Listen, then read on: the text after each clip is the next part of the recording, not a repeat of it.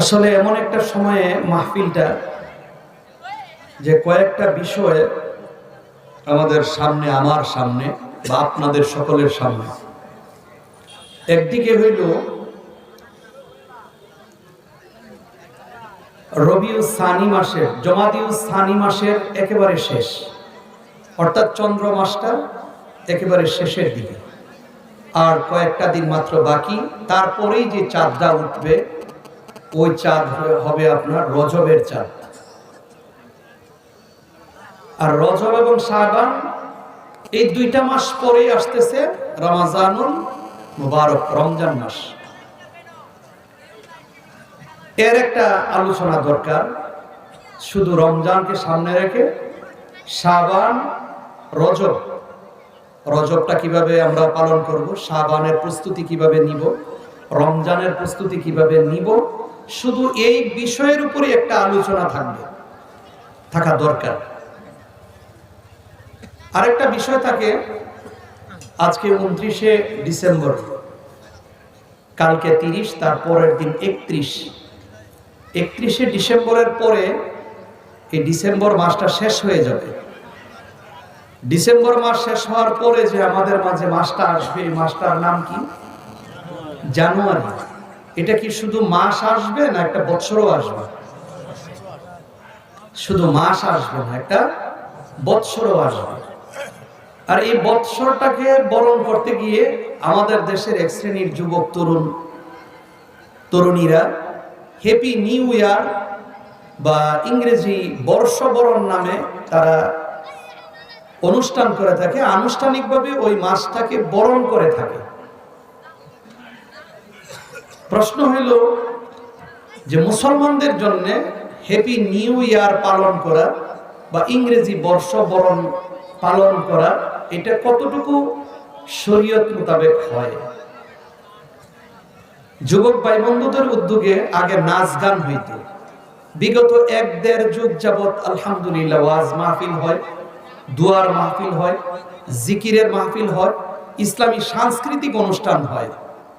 কিছুটা পরিবর্তনের একটা হাওয়া যুবক তরুণদের মধ্যে লাগছে আলহামদুলিল্লাহ। ওই যুবক তরুণদের একটা উল্লেখযোগ্য অংশ আবার বিভিন্ন অপসংস্কৃতির সাথে আবার জড়িত। বিভিন্ন অপসংস্কৃতি, নোংরা সংস্কৃতি ইত্যাদির সাথে তারা সম্পৃক্ত বা জড়িত। এই বিষয়ে যদি কথা বলতে হয় তাহলে আপনার বর্ষবরণ থেকে নিয়ে প্রচলিত যে কুসংস্কার, রুসুমাত এবং জাতীয় এবং আন্তর্জাতিক ষড়যন্ত্রের একটা অংশ, অপসংস্কৃতির একটা আগ্রাসন এই সংখ্যাগরিষ্ঠ মুসলমানের বাংলাদেশে ঢুকিয়ে দিয়ে উদীয়মান তৎপর ভবিষ্যৎ প্রজন্ম, যুবক তরুণী তাদেরকে দিকভ্রান্ত করা, পথভ্রষ্ট করা, গুমরা বানানো। আগ্রাসন শব্দটাকে যদি সংক্ষিপ্তভাবে আপনাদের সামনে উপস্থাপন করি তাহলে একটা অর্থ এই দাঁড়ায় যে সশস্ত্র আগ্রাসন, সশস্ত্র বিপ্লব। অনেক ভাইয়েরা কথাটা হয়তো বুঝবেন না, সহজ করতে চেষ্টা করতেছি। সশস্ত্র আগ্রাসন হইল একটা দেশ ধ্বংস করার জন্য, একটা দেশকে দখলে নেওয়ার জন্য, একটা দেশের স্বাধীনতা নষ্ট করার জন্য আপনার সৈনিকরা, আর্মি বিডিআররা রাষ্ট্রের পক্ষ থেকে অস্ত্র দিয়ে যুদ্ধ সংগ্রাম করে এই দেশটাকে অন্য দেশ করে নেয়। আবার অতি সুকৌশলী, অতি দূরদর্শী এক শ্রেণীর স্নায়ু যোদ্ধা আছে পৃথিবীতে। ওরা অস্ত্র দিয়ে যুদ্ধ করে না, লাঠি দিয়ে যুদ্ধ করে না, আপনার বিমান দিয়ে হামলা করে না, ওরা কামান বন্দুক দিয়ে যুদ্ধ সংগ্রাম করে না, ওরা তার মেধা দিয়ে, ব্রেইন দিয়ে যুদ্ধটা করে। কিভাবে?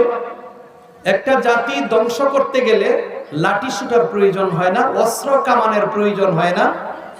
শুধু ওই দেশের মধ্যে যদি অনাদর্শ এবং অসভ্যতা এবং বর্বরতা এবং নির্লজ্জতা অতি কৌশলে যদি ঢুকিয়ে দেওয়া যায় তাহলে লাঠি সুটা লাগবে না, লাঠি সুটার কোনো প্রয়োজন নাই।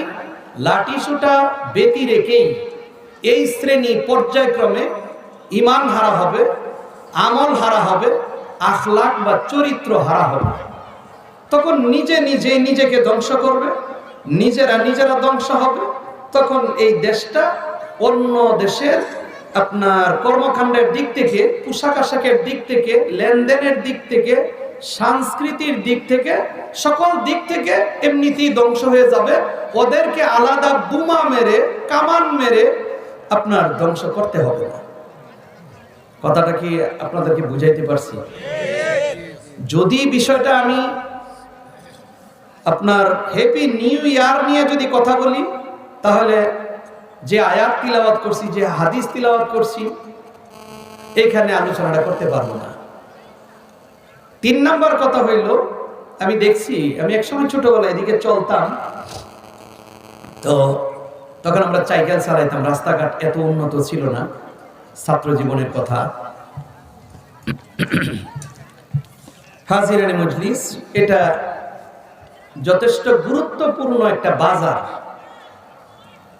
এখানে ব্যবসার সাথে জড়িত ছোট বড় শাকসবজি বিক্রি করেন এবং বড় স্থায়ী ব্যবসায়ী এরকম কয়জন আছেন? দয়া করে একটু হাতটা উঠাবেন কি? হাতটা উঠান, বুঝেন নাই? ব্যবসা করেন, ছোট হোক বড় হোক, ব্যবসা করেন, ব্যবসার সাথে জড়িত। বাস কষ্ট দিলাম, হাতটা নামান। যদি ব্যবসা, যেহেতু বাজারকে কেন্দ্র করে যদি কথা বলি, তাহলে বলতে হয় ফাজাইলে তিজারত আর মাসাইলে তিজারত। ব্যবসা কাকে বলে? ব্যবসা কিভাবে করব? একজন নেককার, ফরহেজগার, দিনদার, খাঁটি আল্লাহওয়ালা ব্যবসায়ীর মর্যাদা হাসরের মাঠে কতটুকু হবে?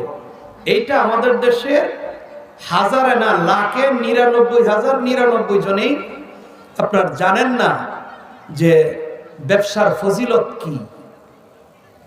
আরেকটা হলো মাসাইলে তিজারত, ব্যবসা কিভাবে করব, বাকি কিভাবে দিব, নগদ কিভাবে দিব, চুক্তিতে কিভাবে বিক্রি করব, কতদিন স্টকে রাখবো, বাকি মাল বিক্রি করলে কিভাবে টাকা উঠাবো, ওই ক্রেতা বিক্রেতার মাসলা কি, এই দিকগুলো আমাদের জানা নাই।